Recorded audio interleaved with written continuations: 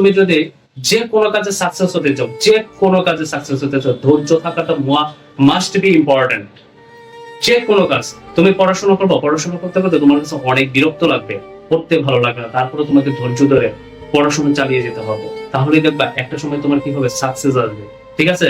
আর পড়াশোনাটাকে কখনোই ফেলে রাখতে হয় না, যে আজকে পড়লাম, 2 দিন টানা পড়লাম, পরের দিন আমি পড়লাম না, এই টাইপের জানি না হয়। কারণ হচ্ছে কি, একটা চীনা প্রবাদ আছে, যে তোমার আজ থেকে 20 বছর আগে একটা গাছ লাগানো উচিত ছিল। তুমি যদি সেই 20 বছর আগে গাছ না লাগাও, তাহলে তোমাকে অবশ্যই এখন থেকেই গাছ লাগাইতে হবে। এটা দ্বারা কি বোঝাচ্ছে জানো, যে তোমাকে অবশ্যই, তুমি পিছনে তোমার কি হইছে না হইছে, বা তুমি তোমার ফ্যামিলিগত প্রবলেম থাকতে পারে, তোমার মানি ক্রাইসিস থাকতে পারে, বা তোমার বয়ফ্রেন্ড গার্লফ্রেন্ডের সাথে ব্রেকআপ হয়ে যেতে পারে, যাই ঘটুক না কেন, তোমার লাইফে যাই ঘটুক না কেন, তোমাকে টার্গেট নিতে হবে। পাস্টে আমার সাথে যা কিছু হয়েছে, যা কিছু ঘটেছে, সবকিছু আমি ভুলে যাব, সবকিছু ভুলে গিয়ে আমি আজ থেকে নতুন করে শুরু করব।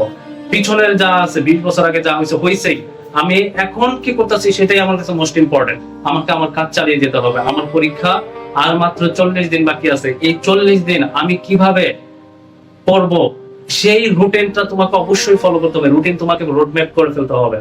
মনে করো যে তুমি এই 2 বছর তোমার খুব ভালো করে পড়ার কথা ছিল, তুমি ভালো করে পড়তে পারো নাই, বিভিন্ন কারণ হইতে পারে, সেটা ব্রেকআপ হইতে পারে, সেটা ফ্যামিলি ক্রাইসিস হইতে পারে, মানি ক্রাইসিস, যা কিছুই ঘটুক না কেন, তোমাকে সবসময় মনে রাখতে হবে যে 2 বছর 1.5 বছর আমার যা হয়েছে, আমার এই 40 দিন আমি এখন থেকে, আজ থেকে টোটাল হাইলি ডেডিকেশন নিয়ে আমি পড়াশোনা করব, যেন আমি পরবর্তীতে আমি আমার সাকসেসটাকে গেইন করতে পারি।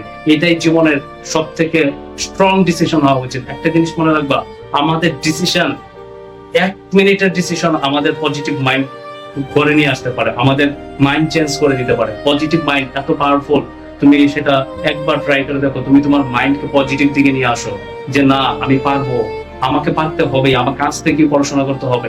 এই টাইপের মেন্টালিটি তোমার মধ্যে যদি চলে আসে, তুমি দেখবে যে তোমার মধ্যে স্বতঃস্ফূর্ত একটা ভাব চলে এসেছে মনের মধ্যে, তোমার পড়তে ইচ্ছা করবে। হ্যাঁ, একটা জিনিস মনে রাখবা, তোমার ডিসিশন এন্ড ডিরেকশন তুমি 1 মিনিটে চেঞ্জ করতে পারবা, কিন্তু তোমার ডেস্টিনি তুমি কিন্তু 1 মিনিটে চেঞ্জ করতে পারবা না। সেটা হার্ড ওয়ার্কের মাধ্যমে তোমার ডেস্টিনিটা চেঞ্জ হবে।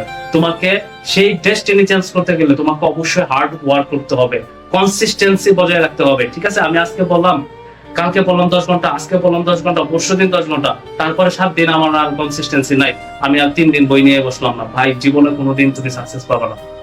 তোমাকে কনসিস্টেন্সি বজায় রাখতে হবে। তুমি প্রয়োজন পড়ে প্রতিদিন 5 ঘন্টা পড়াশোনা করো, কিন্তু সেই 5 ঘন্টা তোমার কনসিস্টেন্সি থাকতে হবে।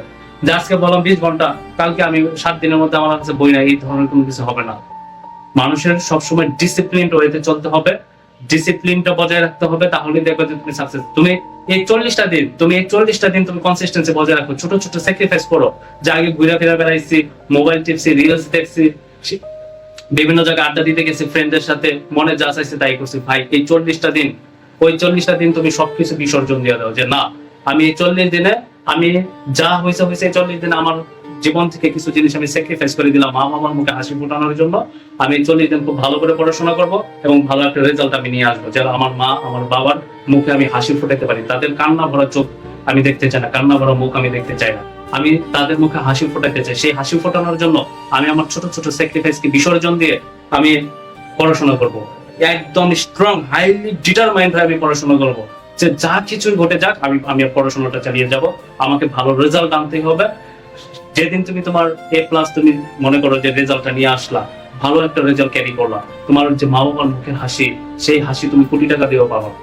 মা বাবার মুখে হাসি ফোটানো, সেটা স্বর্গের সমান সুখ অনুভব তোমার মধ্যে হবে। তুমি কি চাও তোমার মা বাবার মুখে দুঃখ ভরা, গ্লানি ভরা মুখ থাকুক?